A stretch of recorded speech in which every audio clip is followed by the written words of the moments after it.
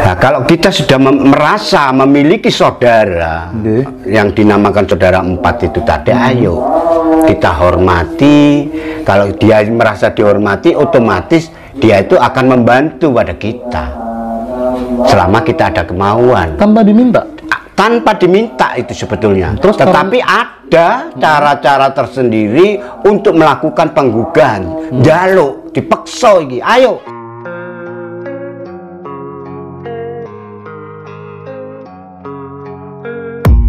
I don't really know what comes next. I'm just doing my best, even though I'm so stressed out.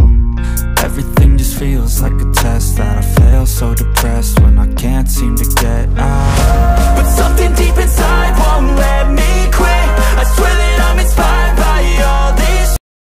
Oke, saya lanjutkan Mbah Mat. Jadi kalau soal mengetahui sedulur papat atau sedulur sejati, itu kan sebenarnya sudah banyak yang tahu, sudah banyak juga yang apa tuh namanya ngawerui, cuman nggak bisa untuk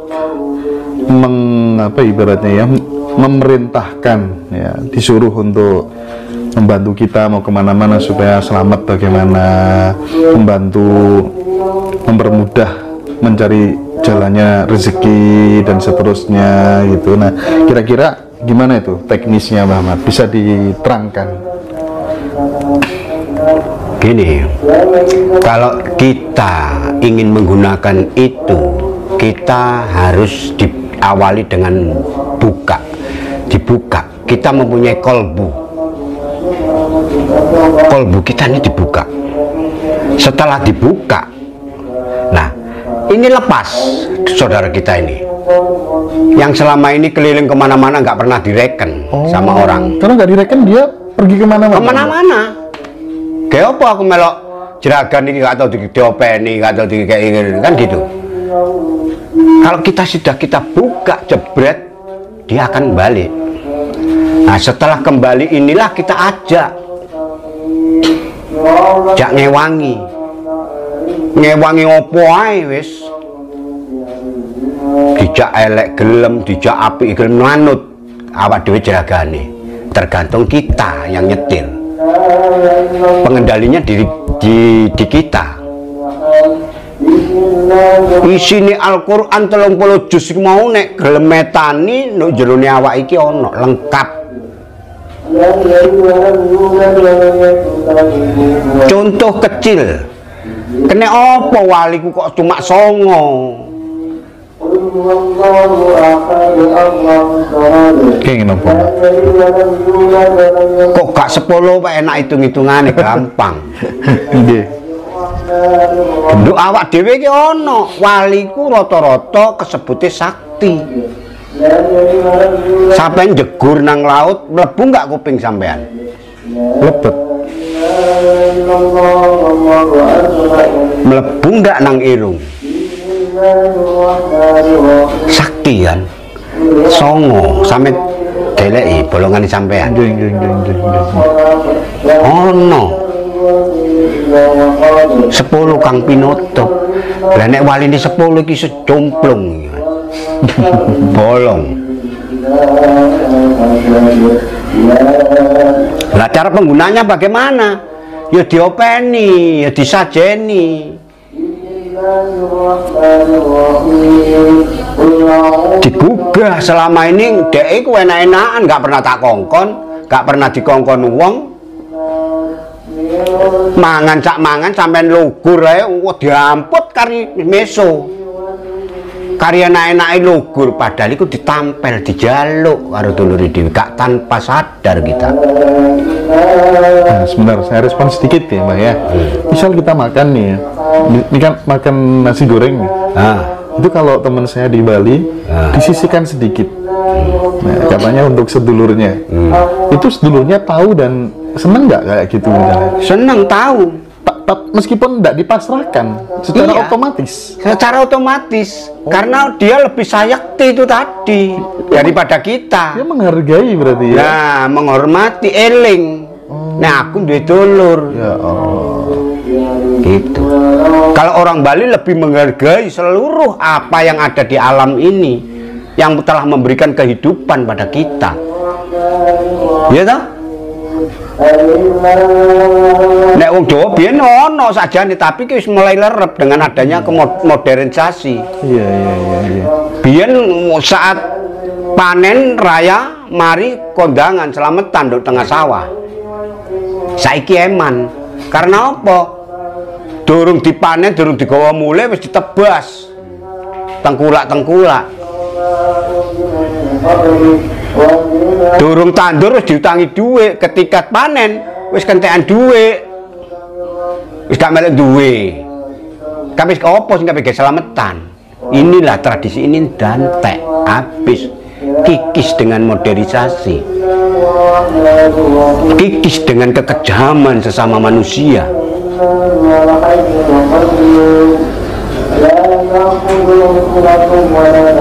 Bakar boto itu ya diselamati, dihormati. Bali pun juga gitu, di depan ngarepe omah diwenehi bumi. Leluhur digaekno sanggah, dihormati sama beliaunya. Banyak perbedaan-perbedaan antara suku dan agama.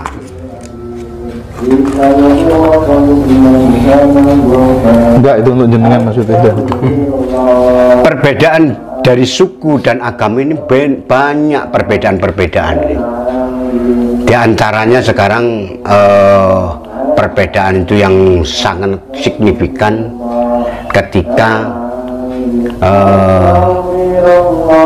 di Bali agamanya apa itu Hindu, lebih menghormati, ya toh? Nah makanya di tingkat kematian pun banyak perbedaan-perbedaan, bukan di taraf kehidupan. Nek wong Jawa nek urip bencengan, gegeran, tapi nek wis mati akor, rukun, ngalor kabeh ndase ngalor, ngadep ngalor.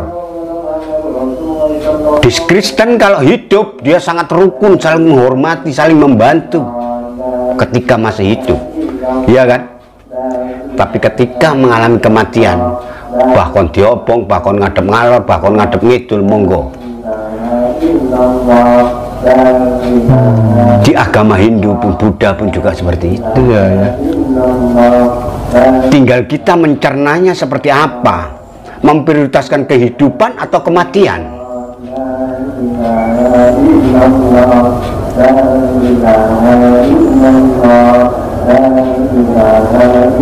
Opo sing sak temene sing harus kita kerjakan lebih dahulu ini, kehidupan atau kematian?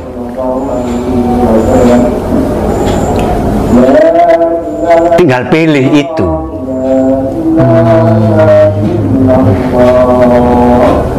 Ya iku mau urip iku mau orup.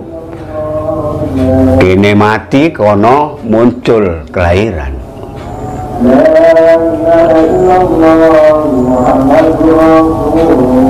Kalau menurut saya, menurut aku, urip iki lho ditata sik sing bener, sing temen ya opo. Sing gak ngrugekno wong, sing gak nggelano wong, sing gak nyakiti wong kepiye. Karena masalah kematian itu terserah pada sing urip. Bah dijegono laut, bah dijegono got, wong wis dadi batang. Iya.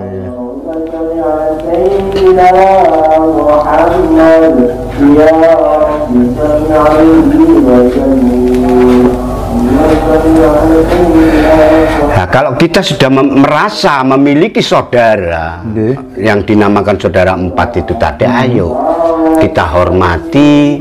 Kalau dia merasa dihormati, otomatis dia itu akan membantu pada kita selama kita ada kemauan, tanpa diminta itu sebetulnya. Terus tetapi ada cara-cara tersendiri untuk melakukan penggugahan, jaluk dipaksa iki, ayo. Itu kan sebenarnya kalimatnya kan tidak ada pakemnya yang harus begini, kan nggak ada sebenarnya, Mbak. Maksudnya apa? Untuk menggugah, untuk mengajak, menyuruh membantu kita itu kan sebenarnya bisa dengan bahasa sesuai dengan yang kita yakini sendiri. Bisa agama opo ae. Sampai nggak bahasa opo ae. Itu maksudnya. Ya. Sedulurku papat, aku njaluk tolong iki. Kalau sampai lewat tahapan-tahapan nek kepingin apa ada niatan untuk belajar, tak jamin. Tak jamin wis gatik ngenteni seminggu saulan sampai langsung dadi wong sakti. Gak percaya diuji coba. Wis gatik ngenteni poso telek mblenek ndak ada. Langsung sampe dadi wong sakti. Uji cobanya apa sampe ngetes uji? Langsung takon ngetes. Panganan beling. Nek jaran kepang kesurupan dhisik merem-merem, ini sadar. Melek. Motone iku harus kanggo ngemati barang sing nyoto. Apa iki beling, pangan, silet, pangan. Tak jamin itu nggak akan terluka. Nek sampean terluka berarti kurang pas. Sik njaluk sosok sampean. Jenenge pas iku wis pasrah. Nah, susahnya kan itu, Mbak. Misal nih ya, panjenengan merasa masnya ini sudah pas. Oke, panganan beling. Nggone rumah sakit, Mbak. Kalau jenengan mboten ngertos niki sampun pas napa dereng pripun niku? Lho, sadurunge dibuka, sadurunge dianu iku ditanya dulu. Wis pas ta? Oh, iya. Wis ana kerteke ati. Wis ana niat. Berangkat itu kan dari amal. Oke, sebentar lagi. Ini menarik ini. Tanpa mengaktifkan sedulur pun, orang ketika sudah sangat yakinnya antara, pokoknya ini sudah benar-benar pasrah total dan sangat yakin, masih berjalan di atas api yang nggak terbakar, Pak. Kuncinya sebenarnya kan salah satunya di keyakinan itu tadi. Kalau kita sudah meyakini bahwa saudara kita ini akan membantu kita, kan gitu. Lho wis saiki sampean pegawaiku, wis tak kei gaji cukup, wis tak openi cukup, gak mungkin sampean ku korupsi, gak mungkin sampean mateni aku, gak mungkin sampean nyidroi aku. Iya. Kan gitu. Langsung sampean tak coblos jangankan pedang samurai atau celurit, tajamnya jarum itu kan lebih tajam dari celurit. Ditembuskan jeret keluar darah, berarti sampean kurang yakin. Pernah nggak Pak mengalami peristiwa seperti itu, misalnya serangan fisik apa begitu dulu? Yo, gak kurang. Salah satunya, Mbak, diceritakan. Salah satunya itu saya tanpa sadar, tanpa ada kecurigaan apa-apa itu juga pernah dilakukan pemukulan. Nggak tahu tiba-tiba ini kok langsung noleh, langsung gerak. Nah ini sopo sing ngongkon, sopo sing ngewangi, ini gak dulurku dewi. Makanya setiap makan kita harus ingat. Caranya ingat ada, ketika sampean belajar ada tatanannya, gunakan ini. Ada orang Sidoarjo, dia kebetulan teman satu paguyuban dengan saya, ya paguyuban sedulur sejati begitu. Anaknya kan sudah divonis dokter, Bah. Ini nggak akan bertahan lama gitu. Tiba-tiba tangannya bergerak sendiri, Bah, di atas anaknya itu. Dan dokternya bilang ini ada keajaiban apa ini? Anak kok bisa seperti ini baru lahir gitu. Itu juga termasuk sedulur yang kemudian membantu. Nah, kalau sampai geser ke sana, saya bisa membuktikan anak saya ini sendiri. Dia ini sudah divonis harus operasi. Harus operasi. Tanpa sadar, tanpa ingat apa-apa, saya itu menandatangani demi anak. Istri saya nyeblek, kaget aku. Ya, kok moro-moro dianu gatik rundingan, gatik apa kok moro disetujui anakmu iki kanggo dioperasi, dia tetet. Sakitnya apa, lorone apa? Dikongkon nginep, kon operasi. Setelah itu saya tanpa pamit dengan dokter, dengan siapapun di rumah sakit itu, saya keluar lewat belakang, saya bawa pulang, tak cross check ke apa itu namanya ronsen apa itu, scan, tak suruh scan. Hasilnya bagaimana? Apa yang ada penyakitnya di tubuh anak saya? Bayar 350.000. Pak, ini sampean kalau mempercayai saya, tolong dilanjut saja untuk operasi. Dari situ saya menuju keluar itu sambil merenung, tak bawa pulang, tak paksakan untuk pulang. Setelah nyampe rumah, tak gebleki semua badan saya. Aku kok goblok, aku kok bodoh, iso nolong uang, iso nambani uang, nambani anakku dewe kok gak iso. Kon kok cek goblok ki. Lu bener ini demi apa saja saya nggak ngomong rekayasa. Setelah itu muncullah menggunakan saudara itu tadi, saya gunakan. Itu padahal penyakitnya medis, Bang? Medis atau apa nggak tahu. Oh. Medis mengklaim bahwa anak saya harus operasi. Karena apa? Dia nggak bisa gerak, dia nggak bisa makan, dia nggak bisa napas, kayak berat. Katanya ini ada tersumbatan apa atau apa di sini.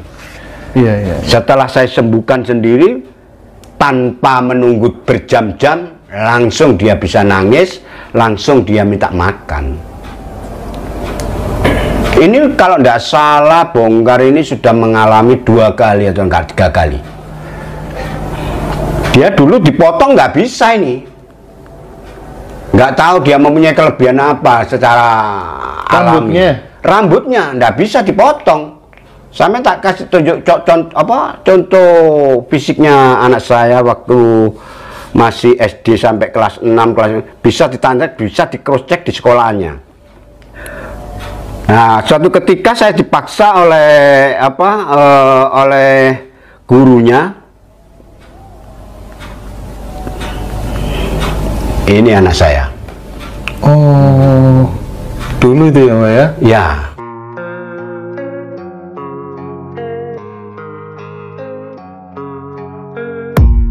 I don't really know what comes next. I'm just doing my best, even though I'm so stressed out. Everything just feels like a test that I fail, so depressed when I can't seem to